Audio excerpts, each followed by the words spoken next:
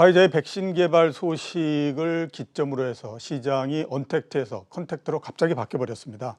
그만큼 내수 소비가 중요해진 건데요. 그런 점에서 보면 오늘부터 시작되는 중국의 관군제가 주목을 받을 수밖에 없습니다. 자, 변화한 시장 내부 흐름에 대해서 짚어보는 시간을 갖도록 하겠습니다. 이충원 리서치 아름 연구원 나오셨습니다. 안녕하세요. 네, 안녕하세요. 예. 자, 먼저 시장서부터 한번 좀 여쭤보도록 하겠습니다. 오늘도 주가가 한 20포인트 가까이 상승을 했기 때문에 네. 지난주 월요일 정도서부터 따져서 대략 한 200포인트 정도 코스피가 네. 단숨에 상승을 했습니다. 네. 단 한 번도 쉬지 않고 최근에 우리나라 주식시장의 흐름에 대해서 어떻게 지금 보십니까? 사실 지금 코스피가 연중 최고치 수준이고 이게 지금은 좀 다르다고 보는 게 기존의 4월부터 8, 9월까지의 상승과 최근의 상승은 좀 다르다라고 보고 있습니다. 네. 4월부터 8, 9월까지는 사실 다 같이 이렇게 상승하는 장이었다면은 최근 같은 경우에는 섹터별로 차별화가 된 모습으로서 올라온다라고 지금 파악이 좀 되고 있는데요. 최근에 주변에 있는 개인 투자자분들께 여쭤보면은 상승할 때 매수하고 하락할 때 매도한다라는 분들이 굉장히 많았거든요. 하지만 지금도 방금 봤더니 코스닥 지수가 지금 올라오고 있는 상황인데 오히려 지금 상황에서는 역발상 투자로 하락할 때 매수하고 상승할 때 매도하는 전략이 좀 필요하다라고 보고 있습니다. 올해 좀 주목해야 될 포인트는 역시나 미국 증시와 국내 외국인 수급 동향이라고 파악이 되는데요. 코스닥 경우에 외국인의 비차익 프로그램 매매에 따라서 코스닥 지수가 굉장히 변동폭이 큽니다. 그리고 코스피 지수와 코스피 150 지수와의 좀 괴리도 지금 좀 나오고 있는 상황이고요. 우호적인 환율이 조성이 되어 있음에도 불구하고 외국인들이 이렇게 매수세가 들어오지 못하는 데에는 좀 리스크가 있는 거기 때문에 좀 자제를 해야 된다라고 보고 있고요. 그래서 결론적으로 전략은 추가적인 계속해서 상승은 가능할 거라고는 보고 있습니다. 하지만 이런 좀 파도 같은 걸 좀 피해가는 것도 또한 투자 전략이라고 보고 있고 개인적으로는 현금을 보유하는 것도 주식 종목 하나를 보유하는 것과 같다라고 보고 있기 때문에 한 30% 정도는 지금 현금화를 해놔야 되지 않을까라고 좀 보고 있습니다. 30% 정도는 현금화를 하는 전략이 필요하다. 그러니까 주가가 올라가기는 올라가지만 아무튼 또 고가에 대한 부담 이 부분도 계속되기 때문에 그만큼 탄력 있게 대응을 하는 것이 좋겠다라고 일단 우리가 정리를 해볼 수 있지 않나 싶습니다. 자, 오늘 나온 뉴스가 보면 역시 이제 MSCI 정기 편입일입니다, 오늘. 그래서 이미 아마 그 결과가 나왔을 텐데 한국 지수의 신규 편입 종목 어떤 게 있고 그다음에 또 앞으로 전망 어떻게 지금 보고 계십니까? 네, 지금 MSCI가 보통 2월과 5월, 8월, 11월인데 보통 우리가 큰 이슈로 보는 게 5월하고 11월입니다. 이때가 가장 크게 좀 이루어지고 이게 왜 중요하냐면은 외국인이나 외국인 기관 투자자들이 우리나라를 볼 때 굉장히 좀 참고를 많이 하는 지표고 패시브 자금도 잘 들어오는 지수거든요. 이번 달 아마 30일에 종가 기준으로 패시브 자금이 유입될 거라고 지금 보이고 있는 상황이고 오늘 편입된 종목이 두산중공업 그리고 SK케미칼 그리고 SK바이오팜이 들어왔고요. 하지만 지금 SK케미칼 같은 경우에는 하락을 하고 있는데 아무래도 좀 화이자의 영향이 오히려 이런 편입에 대한 호재보다 더 크다라고 보이고 있고요. 그리고 편출되는 종목으로는 BNK 금융지주, 포스코 인터내셔널 그리고 아모레퍼시픽 우선주가 편출이 되겠습니다. 그 외 스몰캡 지수에서는 나오는 거와 같이 에이스테크, 알서포트, 신성 ENG 등의 좀 33개 종목이 편입이 되어 있는데 이게 어떤 좀 효과가 있는지 좀 말씀을 드리고 싶은 게 올해 5월하고 8월의 절대 수익률 기준으로 보면은 오늘이 발표일이잖아요. 이제 30일까지의 사이 수익률이 5월 달이 평균이 18%고 8월이 48%였습니다. 이게 가능했던 이유는 사실 공매도가 지금 금지가 되어 있기 때문에 또 이게 저희가 숏 포지션을 외국인이 취하지 못하기 때문에 이런 현상들이 발생을 하는 건데 지금 이런 모멘텀이 이렇게 붙어야 되는 시장에서 이러한 좀 통계적인 수치나 이런 유의적인 부분들은 좀 좋은 투자 아이디어가 되지 않을까 보고 있기 때문에 오늘 편입이 됐던 두산중공업이나 SK바이오팜 그리고 SK케미칼 같은 경우 30일까지 좀 주목해서 보시면 좋을 것 같다라고 말씀드리겠습니다. 5월 달에 새로 편입된 종목에 한 달 동안 초과 수익률이 18%, 8월 달이 48%. 굉장히 높네요. 그런데 이번에 새로 편입된 종목은 두산중공업, SK케미칼, SK바이오팜 이 세 개 종목. 잘 좀 기억을 해 놓으셨으면 하는 생각입니다. 물론 전례가 그대로 적용된다라고 하는 보장은 없지만 그래도 보면 뭔가 이렇게 그 지수에 편입된다라고 하는 것 자체가 상당히 좋은 재료인 것만은 사실이니까 그 부분에 대해서 좀 많이 유의를 하셨으면 하는 생각입니다. 자, 이제 광군제로 좀 넘어가서 한번 그 여쭤보도록 하겠습니다. 중국판 프라이데이라고 얘기를 하죠. 블랙 네. 프라이데이라고. 네. 그러니까 가격을 싸게 해줘서 소비를 굉장히 진작시키는 내수 이런 이제 그 행사를 말하는데 오늘서부터 지금 시작되죠. 네, 오늘서부터 이제 시작이 되고 월요일에 이런 광군제하고 그리고 이제 유망 중소형주 좀 종목에 대한 레포트를 발간을 했었는데요. 네. 사실 작년 광군제하고는 조금 차이가 있습니다. 작년에는 11월 11일 딱 하루 했었는데 이번에는 11월 1일부터 3일 그리고 오늘까지 해서 총 4일이 또 이제 진행이 되거든요. 광군제는 사실 굉장히 꾸준히 늘어나고 있는 매출액을 보이고 있습니다. 자료를 보시면은 2015년부터 2019년까지 연평균 24% 계속해서 매출액이 증가를 했고요. 2015년 912억 위안에서 지난해 2684억 위안까지 계속해서 좀 증가를 하고 있습니다. 특히 올해가 더 주목이 되는 이유는 코로나19 이후에 중국이 보복 소비에 대한 좀 욕구가 생기면서 K-뷰티 수요가 같이 늘어나고 그래서 수요가 좀 폭발적으로 증가한다라고 좀 보이고 있습니다. 특히 지난달에 사전 예약 판매를 했었는데 이제 LG 생활건강의 브랜드 후가 작년 매출액이 한 710억 정도 됐거든요. 예. 근데 예약 판매 11분 만에 720억을 판매하면서 이미 시작도 하기 전에 작년 매출액을 초과하는 이런 또 기염을 좀 토했거든요. 그래서 이런 부분들까지 좀 살펴보면은 지금 시장의 변동성이 굉장히 큰 상황이기 때문에 이런 종목들이 지금은 좀 반응을 못 하고는 있지만 좀 계속해서 주목해봐야 된다라고 정리하겠습니다. 예. 지금은 뭐 시장 전체가 아무튼 큰 기업들을 중심으로 해서 계속 움직이니까 상대적으로 좀 관심을 덜 받고 있는 종목들이 있지만 앞으로 과거의 경우를 봤을 때 앞으로 좀 전망이 괜찮다 이렇게 말씀하셨고 그중에 일단 아무튼 가장 관심이 가는 게 화장품입니다. 왜냐하면 과거서부터 중국의 내수했을 때의 내수 소비재 관련해서 화장품이 가장 선두에 서 있었기 때문에 그렇거든요.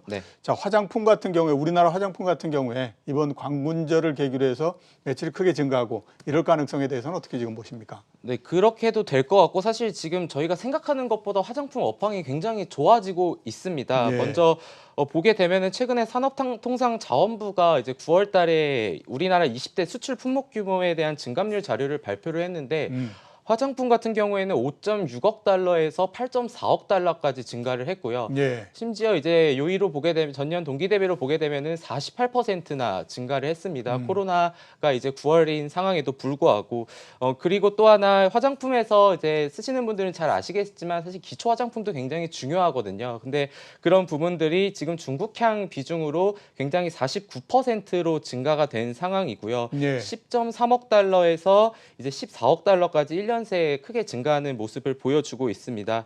그런 상황에서 지금 화장품 업황에 대해서는 지금 굉장히 좋은 상황이다라고 보시면 될 것 같고 그리고 이번 광군제가 또 계절적인 특수성을 또 무시할 수가 없는 상황인데요.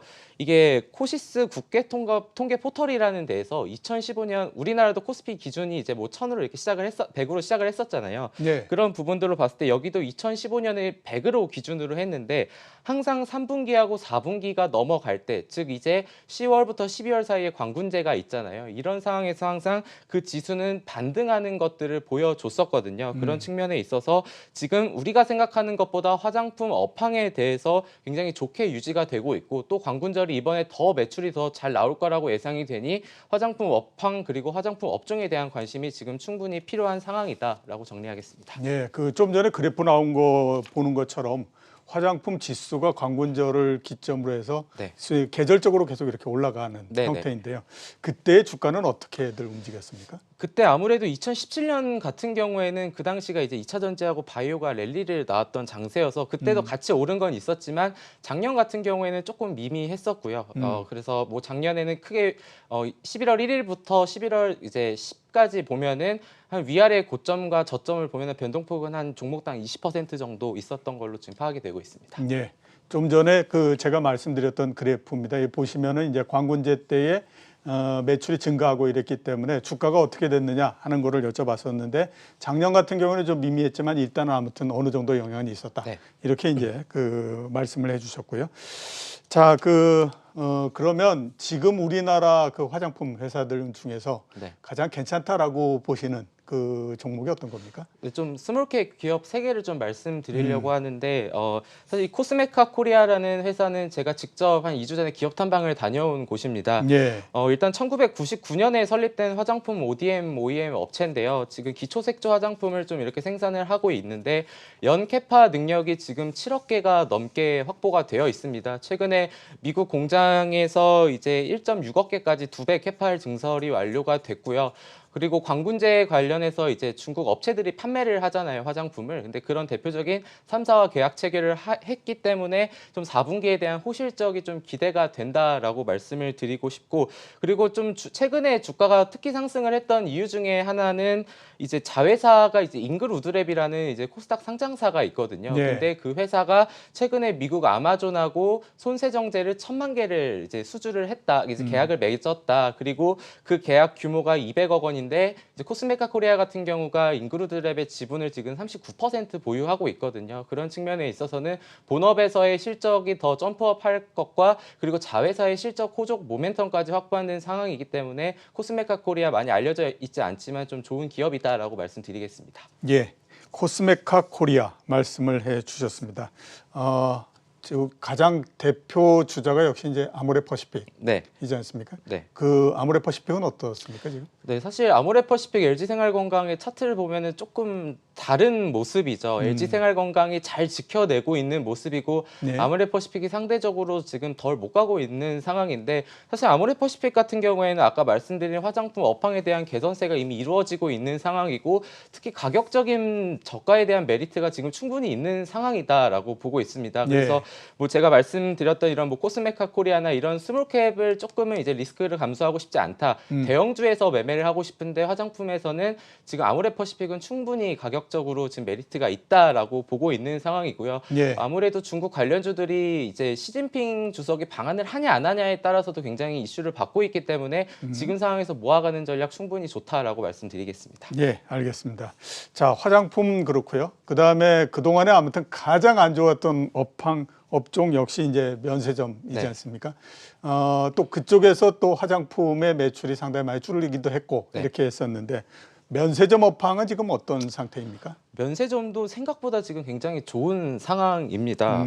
지금 자료를 보시면 알겠지만 사실 코로나19의 여파가 5월 달에 저점을 찍었습니다. 그때 예. 이제 매출액 같은 경우가 이제 5월이 9,781억이었고요. 예. 그리고 나서 지금 최근 9월 자료까지 보게 되면은 1.4조 원까지 상승을 했습니다. 여기에는 아무래도 우리가 면세점 하면은 이제 따이공을 생각을 안 할 수가 없습니다. 중국 그렇죠. 네, 보따리 상인이 최근에 엄청나게 지금 들어와서 이렇게 사고 있는데요.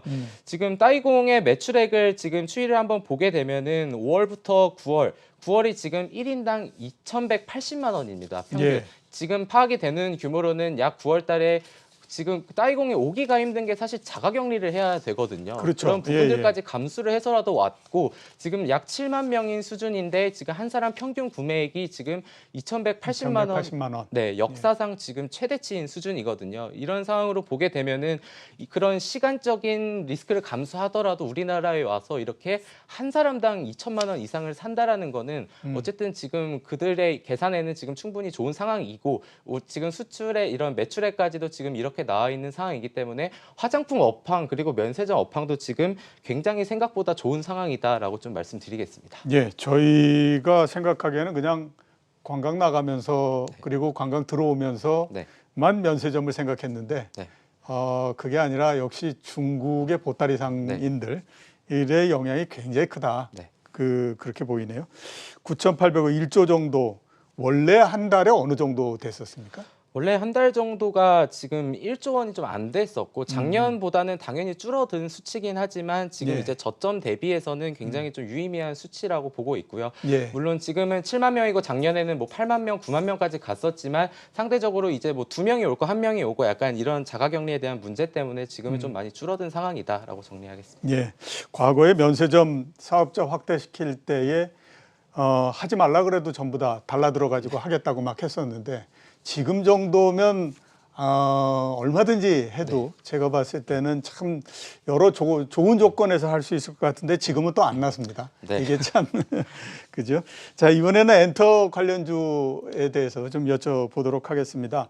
한동안은 이제 주가 그래도 아무튼 이렇게 떨어지기도 하고 네, 막 네. 했었는데 최근에는 지금 어떤 상태를 지금 보이고 있습니까? 일단은 엔터주가 지금은 빅히트의 흐름을 같이 좀 최근에 따라갔었던 모양새를 보이고 있었고요. 네. 개별적인 이슈로 인해서 특히 YG 엔터 같은 경우에 특히나 큰 상승폭이 있었는데 지금 보시게 되면은 엔터주 같은 경우에는 YG 같은 경우에 최근에 이제 아티스트가 이제 컴백을 하고 그리고 신규 아티스트가 데뷔를 하고 이런 모습들이 보이고 있었는데 아무래도 빅히트가 그래도 최근에 저점을 찍고 반등을 하는 모습을 보여주면서 같이 좀 동반 상승을 하는 모습을 지금 보여주고 있습니다. 하지만 지금 상황에서 엔터주에 대한 뷰를 좀 말씀을 먼저 드린다면은 저는 빅히트는 조금 좀 논외로 해야 될 것 같고 그 이유는 네. 자세히 이따가 말씀드리겠고 지금 엔터 3사에 대해서는 지금 충분히 관심을 가져도 좋다라고 좀 말씀드리겠습니다. 엔터 3사, 과거에서부터 있었던 엔터 3사에 대해서 좀 관심을 가지셨으면 하는 얘기를 하셨고요. 자, 이제 빅히트에 대해서 한번 좀 여쭤봐야 될 것 네. 같습니다.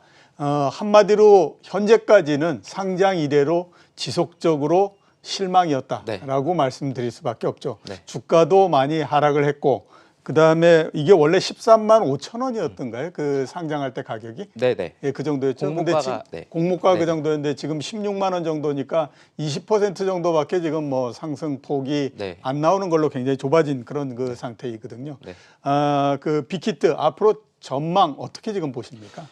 사실 뭐 그때 공모했던 분들이야 사실 지금 그래도 수익 구간이긴 하지만 우리가 지금 말씀드려야 될 부분은 그 위쪽에서 사신 분들에 대해서 이제 좀 말씀을 드려야 될 것 같은데 빅히트 지금 자료 하나 좀 보여주시면 좋을 것 같은데요. 이제 다음 주에 130만 주가 또 한 번 이제 락업이 해제가 될 물량이 있습니다. 예. 이제 10월 15일에 상장을 했었죠. 근데 1개월 뒤에 매도를 할 수 있는 보호예수 물량이 132만 주가 지금 좀 기다리고 보호예수 관련해서 표를 하나 저희가 준비를 했는데 네, 그래서 이런 최근에 이제 SK 바이오팜이라던가 그런 부분들이 항상 보호예수가 해제가 됐을 때 SK 바이오팜이 특히나 그때 10% 하락을 했던 걸로 제가 기억을 하거든요. 예. 빅히트 관련해서도 지금 약 130만 주가 11월 15일인데 그게 이제 이번 주 일요일이다 보니까 다음 주 월요일에 이제 매물로 출회될 가능성이 높은 상황인 것 같습니다.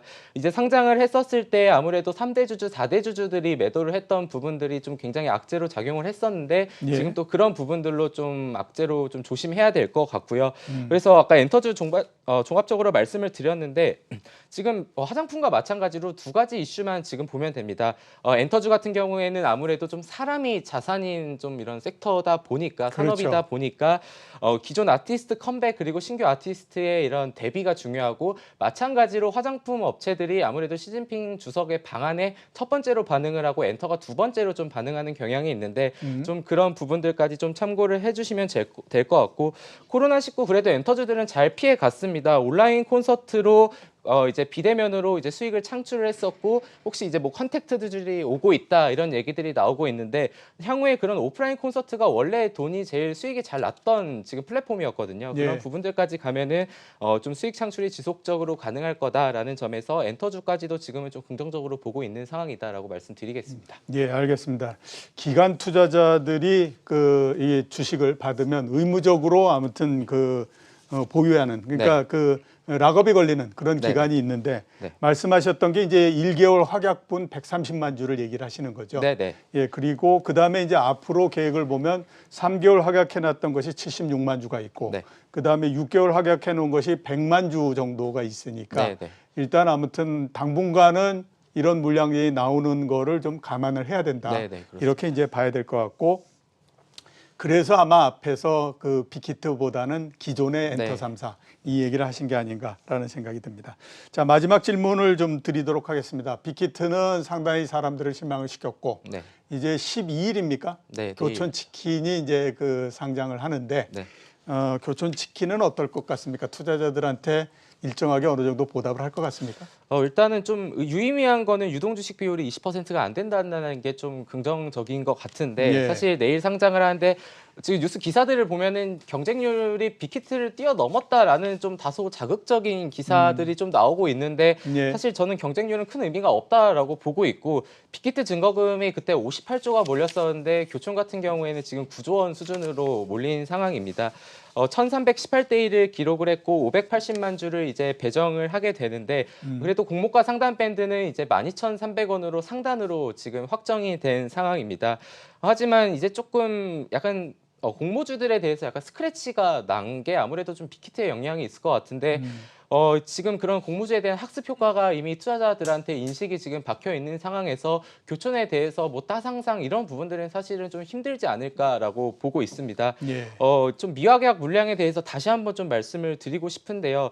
미확약이라는 게 이런 지금 나오는 자료 같은 경우에는 다트에 들어가면 투자 설명서에 지금 다 나와 있는 자료들이고 예. 이게 미확약이라는 게 보통 15일, 1개월, 3개월, 6개월, 1년 이런 이게 확약이 걸려 있는 락업 물량들이 있는데 잘 보시면 최근에 미확약에 대한 것들이 굉장히 비율이 높습니다. 예. 교촌 같은 경우에 미확약 물량이 319만 주로 비중이 92%, 1%에 지금 해당하는 수치인데요. 이게 미확약이라는 게 이게 기간을 확정짓지 아니한 이게 이제 수량이다라는 거거든요. 그 예. 말은 우리가 신규 상장주들이 상장을 하면 첫날에 기관 투자자들의 매도가 많이 나오잖아요. 그렇죠. 그게 미확약에 대한 물량으로 좀 보시면 될 것 같고 여기서 한 가지 더 말씀드리고 싶은 거는 우리가 이제 기관 투자자들이 확약을 받게 되면은 이제 공모 받는 주식을 더 줍니다. 예, 하지만 예. 미확약을 하게 되면 더 받을 걸 못 받는다는 거는 사실 더 길게 가져가면서 더 수익을 챙길 생각이 없다라는 좀 반증의 의미로 좀 보시면 될 것 같은데요. 예. 그래서 첫날 가능성이야 물론 급등에 대한 가능성은 있지만 기존에 공모주 청약하신 분들이나 신규 진입하시는 분들은 이런 미확약에 대한 물량들을 조금은 조심해야 되지 않을까 이렇게 좀 말씀드리겠습니다. 예, 그러니까 공모주를 받을 때에 기관 투자자 같은 경우에는 우리가 만약에 뭐 6개월 동안 이 주식을 팔지 않겠다라고 하게 되면 그만큼 배정 주수를 많이 줍니다. 대신에 우리는 그런 거 하지 않겠다. 그냥 상장되면 그날서부터 우리는 매매를 하겠다라고 하면 상대적으로 적은 비율로서 주거든요. 그거를 이제 미확약이라고 얘기를 합니다. 그 미확약을 하겠다, 그러니까 확약을 하지 않겠다. 이렇게 얘기한 그 교촌 치킨의 주식이 지금 그 기관 투자자가 가지고 있는 것이 319만 주 정도가 됩니다. 이거는 뭐 언제든지 매물이 나올 수 있는 거기 때문에 조금 유의를 하셨으면 하고 말씀을 해 주셨습니다. 자, 오늘 나와주셔서 대단히 감사합니다. 예. 지금까지 이충원 리서치 아름 연구원이었습니다.